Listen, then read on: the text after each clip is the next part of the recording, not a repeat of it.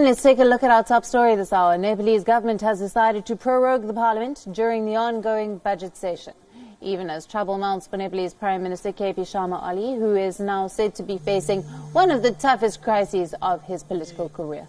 According to reports, 30 of the 44 members of the Standing Committee are demanding for the resignation of Prime Minister Sharma Oli.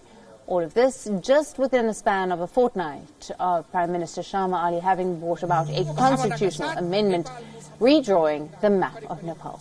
This was done to include the Indian territories of Lipulekh, Lipiadura and Kalapani as Nepalese territories in an act which critics have described as cartographic expansion.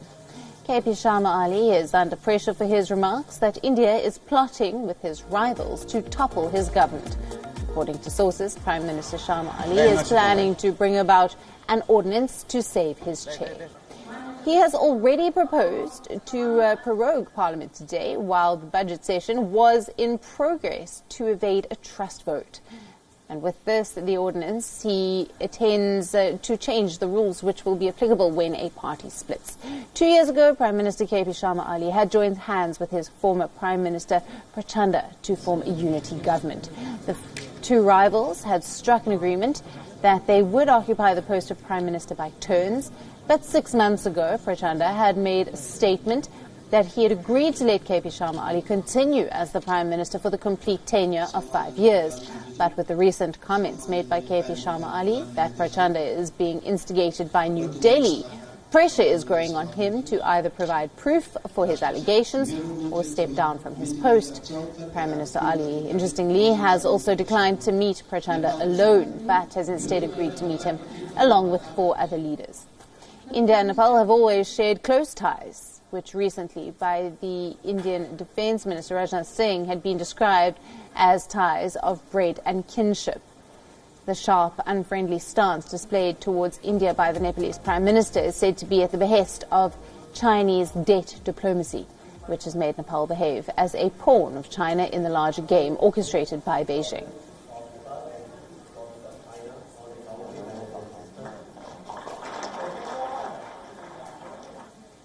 WION's principal diplomatic correspondent, Siddhant Civil, is joining us live for more on this. Good evening to you, Siddhant. Prorogation of the Parliament during the ongoing budget session. This seems to be quite a desperate move by the Nepalese PM.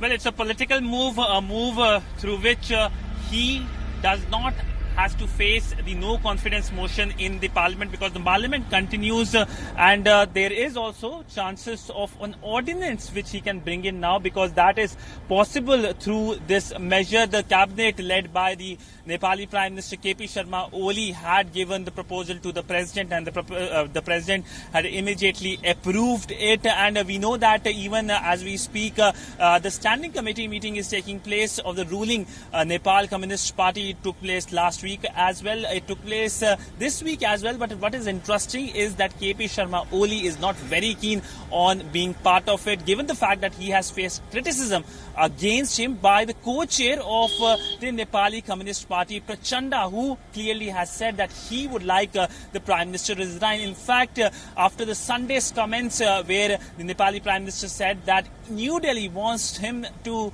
resign or topple his government, the very next day Prachanda said that it is not India, it is Prachanda himself who would like the Prime Minister to resign. In fact, what is the immediate story which is coming in is the fact that India has reacted on the developments in Nepal. The MEA spokesperson in his daily briefing, he's speaking even as we speak, has reacted saying that India and Nepal have age-old ties. This in reaction to the comments by the Nepali Prime Minister KP Sharma Oli, who said that India wants to topple him. The Indian Foreign Ministry also said that there is no blockage when it comes to the trade, because there were reports coming from Nepal that there was blockage when it comes to trade, and the Indian government highlighted how in fact trade has increased despite the COVID lockdown on both sides of the border. So clearly India completely focusing on people-to-people relationship amidst a very belligerent and combative